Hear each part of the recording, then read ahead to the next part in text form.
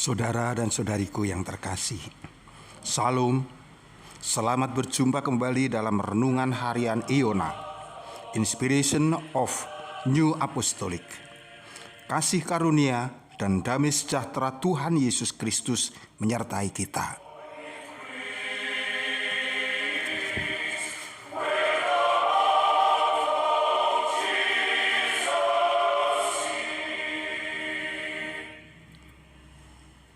Pada edisi yang ke-9 ini, renungan kita mengambil dasar firman dari Matius 6 ayat 12. Dan ampunilah kami akan kesalahan kami, seperti kami juga mengampuni orang yang bersalah kepada kami.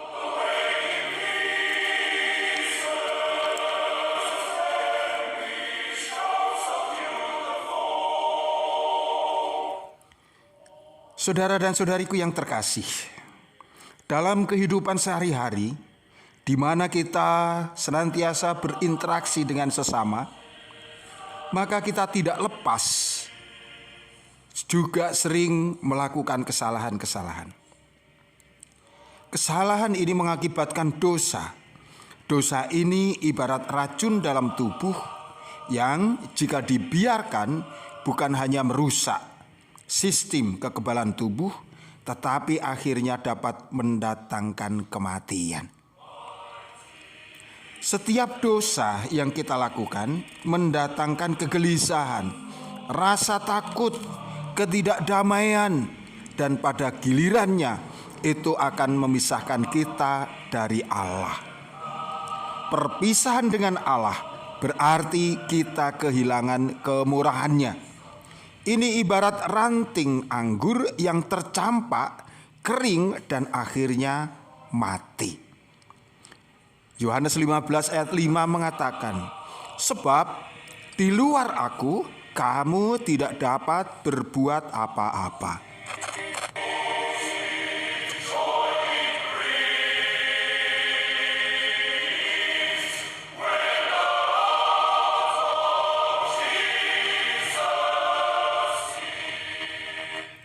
Sekecil apapun, dosa harus diampuni. Tidak ada dosa yang ditoleransi oleh Allah, sehingga ia akan hilang dan dihapuskan dengan sendirinya. Kita harus serius dengan jiwa kita, serius menangani dosa yang ada di dalam jiwa kita.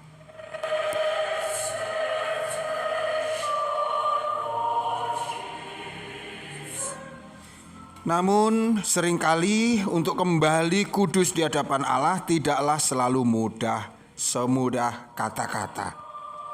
Ada syarat-syarat mutlak yang harus diusahakan. Misalnya, orang harus menyesali perbuatannya. Dia harus bertobat. Orang harus percaya kepada Tuhan Yesus yang berkuasa mengampuni dosa-dosa melalui kurbannya. Juga orang harus berjanji, bertekad untuk terus berjuang melawan dosa.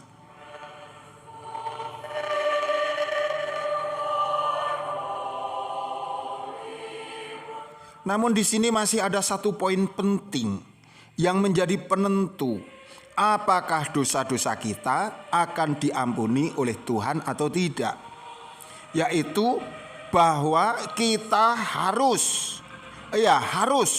bisa mengampuni kesalahan orang kepada kita.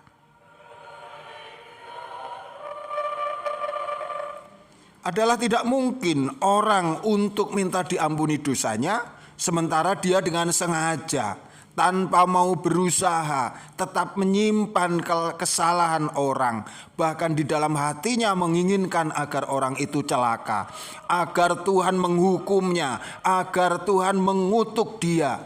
Ini adalah sesuatu yang bertentangan dengan firman Tuhan.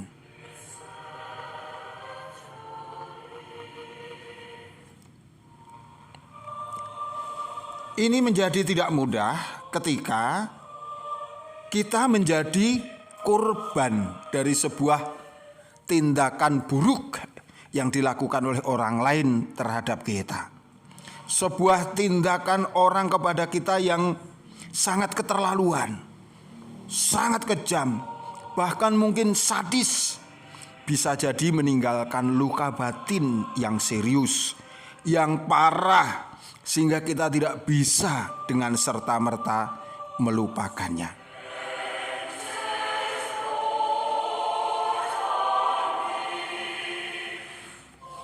Kondisi yang seperti ini tentu saja menjadikan kita sedih dan juga khawatir bahwa ketika kita belum bisa melupakan kegetiran yang demikian dan hati kecil kita belum bisa memaafkan, bagaimana mungkin dosa-dosa kita dapat dihapuskan di hadapan Allah? Bukankah Allah pun juga tidak akan mengampuni kita? Ini sungguh berat, ini dilematis, dan bisa jadi mendatangkan beban yang berlangsung dalam jangka waktu yang tidak menentu.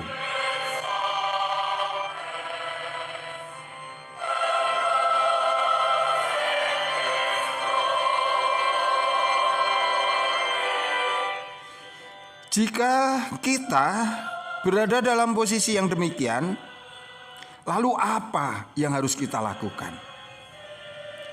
Apakah kita hanya akan berhenti membiarkan diri kita putus asa?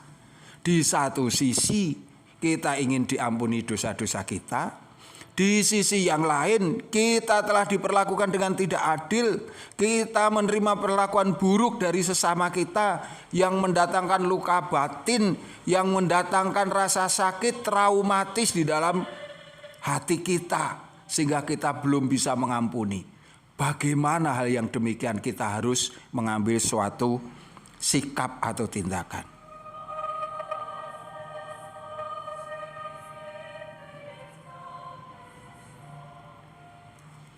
Berikut ini adalah nasihat dari Rasul Kepala yang bisa jadi menjadikan sebuah solusi atas masalah yang baru saja kita bicarakan.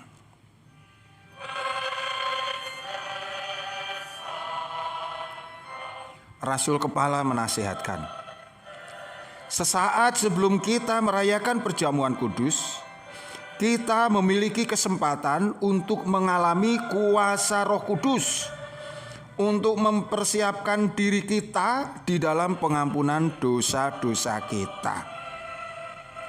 Kemudian di sana kita pun berdoa bersama-sama di dalam doa Bapa kami, yang antara lain terdapat permohonan kita, ampunilah kami akan kesalahan kami, seperti kami juga mengampuni orang yang bersalah kepada kami. Saat kita berdoa yang demikian, kita memohonkan pengampunan ini secara bersama-sama.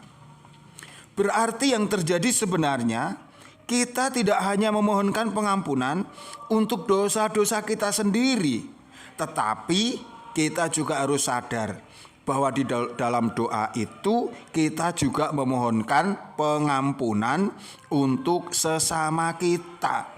Pengampunan untuk siapapun yang merasa dirinya berdosa, termasuk mungkin sesama kita, orang yang pernah berbuat jahat kepada kita, orang yang meninggalkan luka batin yang sangat serius di dalam hati kita, di mana sampai dengan detik itu kita belum bisa mengampunkannya.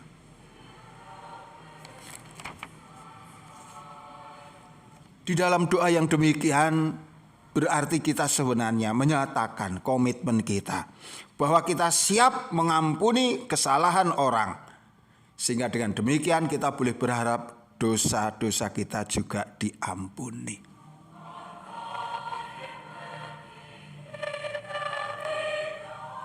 Tetapi keadaan tidak senantiasa mudah. Di dalam beberapa kasus ini bisa jadi menjadi sangat sulit ketika kita telah diperlakukan sangat buruk oleh orang lain. Dan orang bisa saja menjadi demikian cemas. Akankah Allah mau berbelas kasih kepadaku, mengampuni dosa-dosaku, sedangkan aku sendiri sampai dengan detik ini belum bisa mengampuni sesamaku. Kekhawatiran yang demikian sangat masuk akal dan manusiawi.